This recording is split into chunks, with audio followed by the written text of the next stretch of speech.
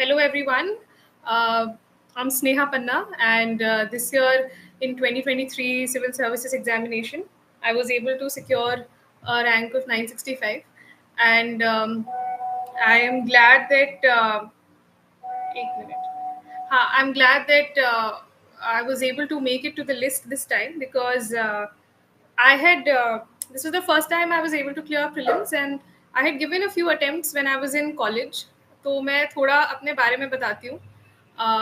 So my name, as I said, is Sneha Panna. I was born and brought up in Ranchi, Jharkhand. और मैं शुरुआत से यहाँ पे मेरी स्कूलिंग हुई रांची में. एंड मेरी स्कूलिंग 12th तक यहीं से हुई. उसके बाद फिर मैं 12th के बाद I was able to do well. तो मैं Delhi university Saint Stephen's college में I got admission for philosophy honours. तो मैंने अपनी अंडर ग्रेजुएशन फिलोसफी ऑनर्स से की है, और मेरी जो 11th एंड 12th की भी जर्नी रही है वो भी ह्यूमैनिटीज स्ट्रीम से रही है. So I am an essentially humanities graduate and a humanities student all through my life. तो फिर उसके बाद after my graduation, so when I was in graduation then I got, मतलब आई वाज थिंकिंग कि हाँ ठीक है, I have to do UPSC. घर पे भी एज वी नो, मतलब मुझे बोला जाता था, घर पे भी मुझे बताया गया था कि अच्छा हाँ यूपीएससी एग्ज़ाम होता है एंड बेटा आप करना चाहते हो, मम्मा मेरे बोलते थे. सो पर्सनल मेरा थोड़ा पर्सनल जर्नी ये रहा है इस अटेम्प्ट का कि तो I'll give you a थोड़ा background about my self in terms of my upbringing and family. तो वो मुझे I think that will help you understand my context also of this attempt and how I navigated many things besides also the strategy of this exam. So my motive will also be in this interaction to tell you not only about the strategy, which I'm sure many people will be telling you about, and even I'm learning every day from my own co-batchmates who have been selected this time. When I interact with them, तो मुझे उनसे भी बहुत सारी चीज़ें सीखने को मिलती है. तो स्ट्रैटेजी ऐसी चीज़ है जो इवॉल्व होती रहती है with every attempt, with every with every exam. And UPSC का exam as we know is very dynamic. So but जो फर्स्ट प्रिंसिपल्स है वो मैं आपके साथ शेयर करूंगी, जो मुझे अपने जर्नी से भी पता चला और बैचमेट्स के जर्नी से भी पता चला, तो वो मैं ज़रूर आपके साथ शेयर करूंगी. एंड उससे पहले वही जो मैं बता रही थी कि मैंने फिर ग्रेजुएशन की थी स्टीफन से, फिर मैंने पोस्ट ग्रेजुएशन भी की है. I did my post graduation in sociology Jawaharlal Nehru university में, and I was able to do really well वहाँ पे. I got the highest CGPA in my batch there for sociology. तो ये मैं बात इसलिए बता रही हूँ क्योंकि वो उस वक्त था मेरे लाइफ का जब मुझे डिसाइड करना था कि मैं सब चीज़ ड्रॉप करके, क्योंकि अगर आप ऐसे स्टेज में होते हो तो आपके सामने बहुत ऑप्शंस भी होते हैं कि हाँ आप एकेडमिक्स में बहुत अच्छी चीज़ें कर सकते हो और डिफरेंट फील्ड्स में जा सकते हो आप. तो उस समय, और मैंने इससे पहले कभी गैप ईयर नहीं लिया था, तो मेरे अंदर ये सारी चीज़ें बहुत सारी बातें थी कि should I go for UPSC, जैसे अनसर्टेन एग्जाम बहुत ज़्यादा है एंड बहुत रैंडमनेस भी है. I will never claim that anyone who's clearing this exam is more brilliant than anyone who's not doing this exam, क्योंकि ये exam, yes, we have all learned the syllabus is so vast, इतना vast है कि वो उसको capture करना ही बहुत मुश्किल होता है, और बहुत सारी चीज़ें हमें नहीं पता चलती है कि हम कैसे करें, क्या करें, कब करें.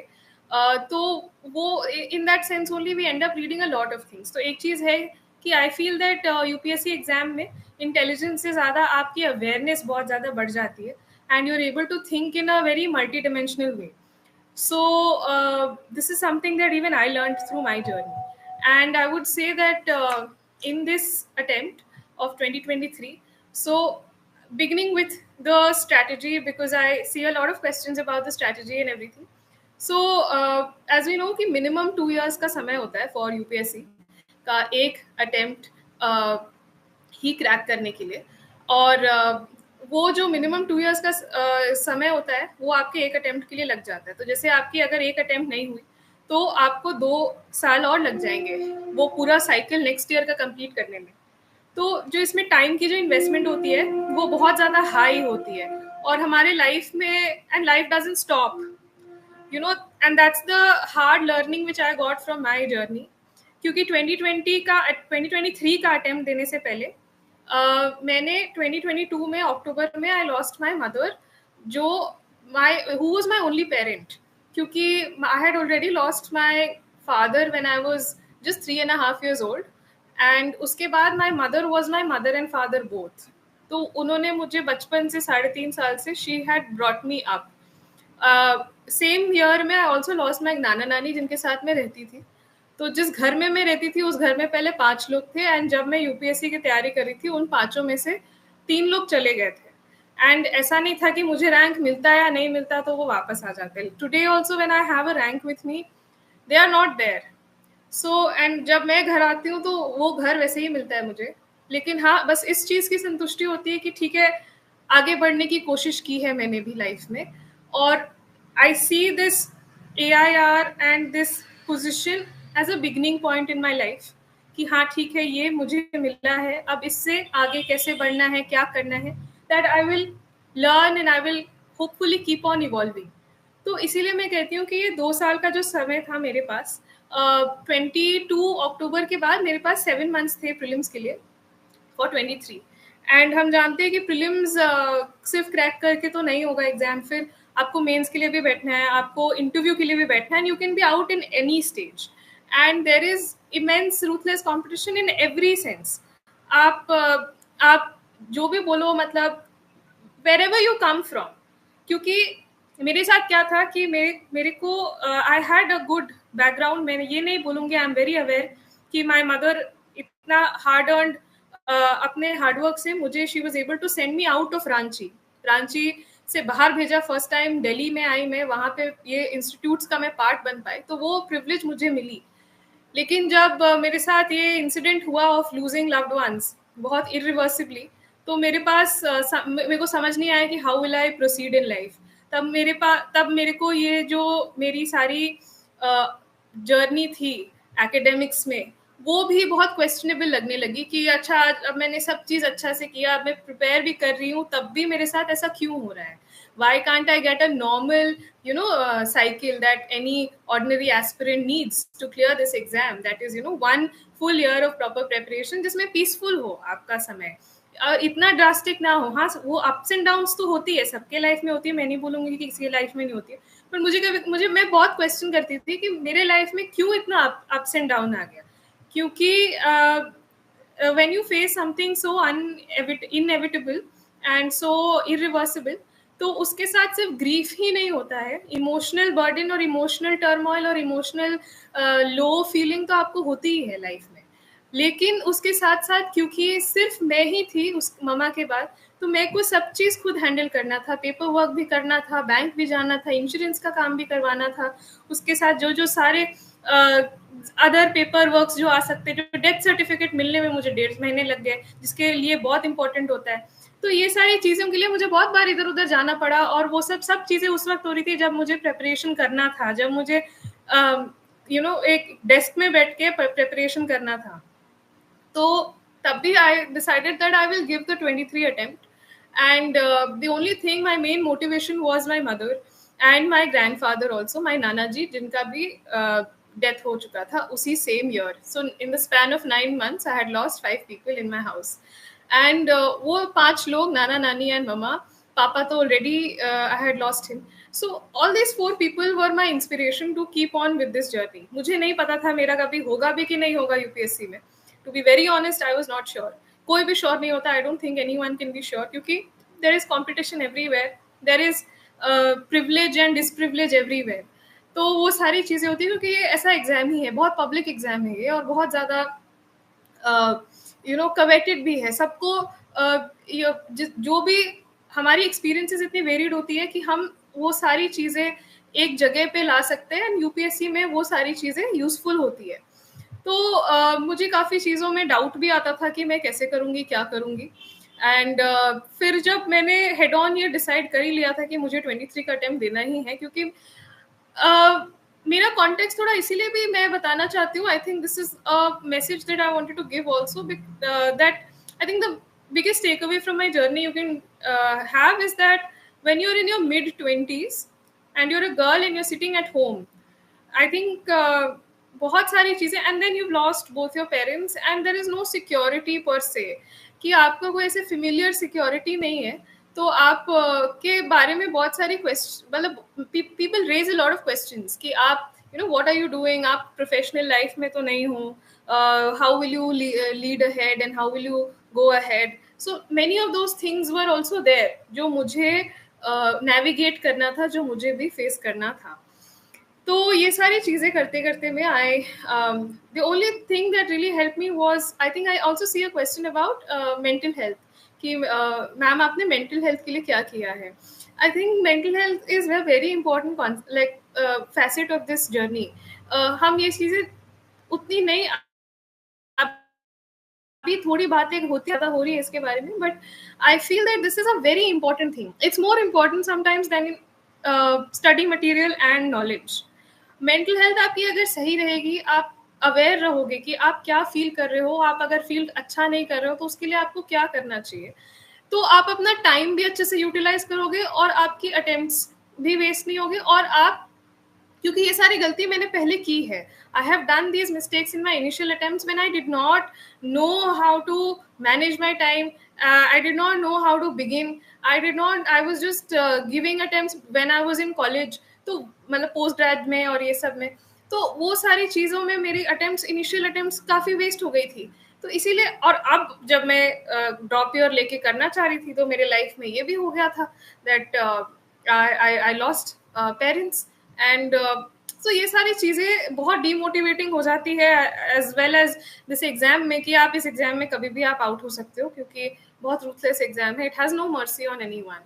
हमें लगता है कि हाँ ठीक है, उस इंसान के लिए कितना इजी हो गया, या दूसरे इंसान के लिए कितना टफ हो गया, या तीसरे इंसान के लिए फिर से इजी हो गया, लेकिन ये सारी चीज़ें हम बाहर से देखते हैं. वो इंसान, उसने क्या फेस किया है, क्यों फेस किया है, कैसे फेस किया है, दैट वी डोंट नो.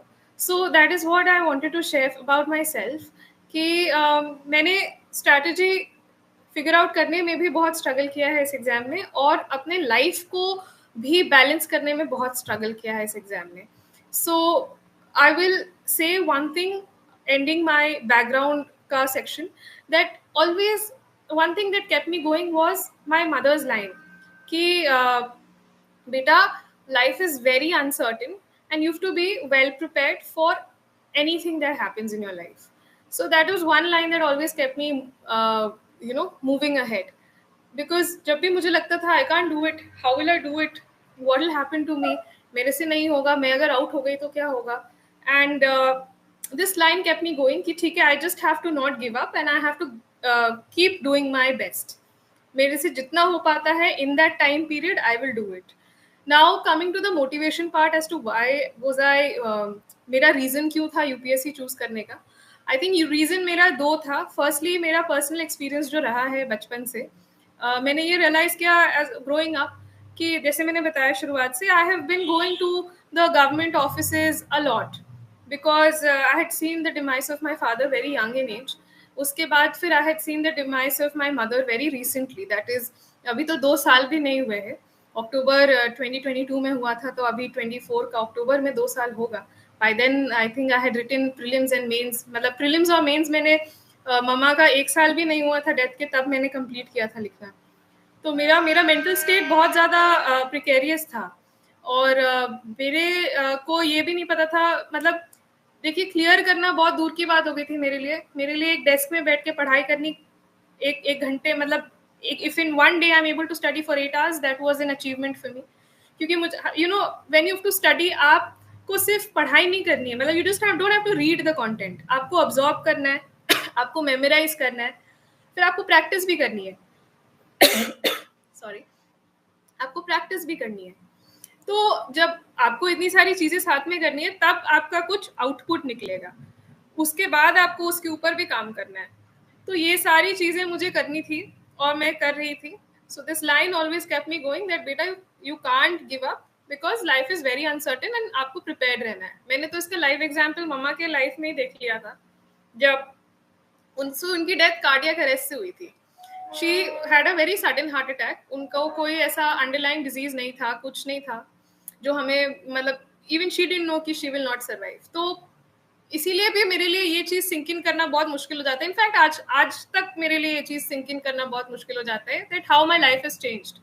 हाँ, I am a UPSC topper today, I have a rank today, and उसके वजह से मुझे एक सिक्योरिटी है लाइफ में, एक सेंस ऑफ डायरेक्शन है कि ठीक है मैं आगे बढ़ सकती हूँ. लेकिन जब मैं घर आती हूँ, जब मैं देखती हूँ, तो मुझे वो सारी चीजें लगती है कि is it all, how will I make my life better, how will I, what else can I do to fill that vacuum I feel emotionally and mentally. तो ये सारी चीज़ें हमेशा दिमाग में रहती है. तो पर्सनल रीजंस थे मेरे ये कि मैंने बहुत देखा है कि कैसे गवर्नमेंट ऑफिसेज और government servants are so instrumental in ordinary people's life. Death certificate से लेके आपकी हर सर्टिफिकेट्स, इनफैक्ट हर फैसिलिटी, हर इनिशिएटिव आपका ग्रास रूट लेवल से लेके टॉप मैनेजमेंट लेवल तक makes a lot of difference in ordinary people's life. तो एंड ये बहुत डायनामिक भी है. तो मेरी मोटिवेशन यही रही थी. और दूसरी मोटिवेशन ये थी कि मैंने अपने नाना जी से बहुत सुना था that what it means to be in administration, क्योंकि नाना जी was in the state service में वो थे, but he had retired in 1990 only, that I was not even born there. तो I had never seen him in service. उनका मैंने कभी वो नहीं देखा कि वो कैसे how he was in the service or how he would, because he was my nana ji and I was not even born then. तो लेकिन जब मैं उनके साथ पली बढ़ी, तो क्योंकि पापा के डेथ के बाद मैं, मम्मा, नाना नानी और मासी साथ में रहते थे. हम 5 लोग साथ रहते थे, और अभी बस मैं और मासी है, मतलब उस घर पे, और जहाँ मैं भी अभी रहती हूँ. तो जो जैसे मैं बड़ी होती गई, तो my Nana used to tell me कि अच्छा हाँ ऐसा होता है, या उन्होंने कभी कोई इनिशिएटिव लिया था तो उन्होंने क्या किया to help someone who had come to him. तो उन्होंने वो मुझे हमेशा बहुत बोलते थे that always be compassionate. And दूसरी चीज मुझे हमेशा बोलते थे कि द बिगेस्ट लर्निंग इज कि a clear conscience is the softest pillow. तो वो उसका मतलब यही हुआ कि अगर आप अपना काम बहुत ऑनेस्टली एंड अर्नेस्टली कर रहे हो, तो आपको जो एंड में सेटिस्फैक्शन मिलेगी उसका कोई कंपैरिजन नहीं है. उसका कोई कंपैरिजन नहीं है. तब आपको सोशल वैलिडेशन की ज़रूरत नहीं पड़ेगी, आपको मॉनिटरीली सिर्फ अक्यूमुलेट करने की ज़रूरत नहीं पड़ेगी. तो ये सारी चीज़ें हैं, ये सारी चीज़ें मुझे मोटिवेट की थी, और इसीलिए मैं यूपीएससी में लगी रही. And coming to my exact how I dealt with each stage. So beginning with the prelims stage, I would say prelims के लिए, as we know, and I have learned from many failures I have seen. I would say that more than success, many failures that I have seen in the process made me learn a lot of things. Because this was the first time in 23 I actually cleared the prelims and cleared all the 3 stages. तो prelims में क्या है कि first and foremost thing is that you should be very aware of the syllabus that is there. और syllabus आपको कहाँ से मिलेगा? सिलेबस आपको जो गजेट नोटिफिकेशन है उससे मिलेगा. जो आपका आता है फरवरी में, जब आपको फॉर्म फिल करना होता है, that's when you get the gazette notification also, and in that notification you have the syllabus of UPSC for each stage, preliminary, mains and the interview also. तो आप वो डाउनलोड करो and you see the different pointers that are given in the gazette notification कि उसमें क्या क्या subjects है. And देखिए, प्रीलिम्स का कोई सिलेबस तो ऐसा है नहीं डिफाइंड, और क्योंकि उसमें सिर्फ ये सब्जेक्ट्स बताए गए कि हाँ उसमें आप योर हिस्ट्री में you will be tested, geography will be an element, general science will be an element in that. तो ये सारी चीज़ें GS1 के लिए मेंशन्ड है. तो इसका आप प्रेपरेशन कैसे करोगे? इसकी preparation lies in your mains preparation. The better you are prepared for the mains, the easier, or let's say the better it is for you to navigate prelims. क्योंकि prelims is more about knowing the basics, right?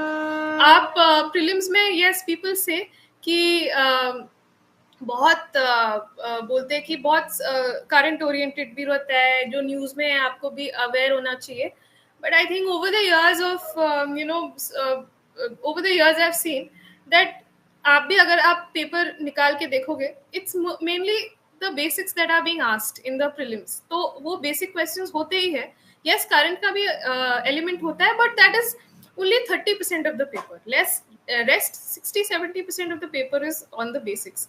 And many of us, including people who've cleared the exam, sometimes including someone like me also, we also falter in very basic things जो exam में पूछी जाती है, क्योंकि हम उस अगर हमने बार बार रिवीजन नहीं किया होता है तो हम भी भूल जाते हैं.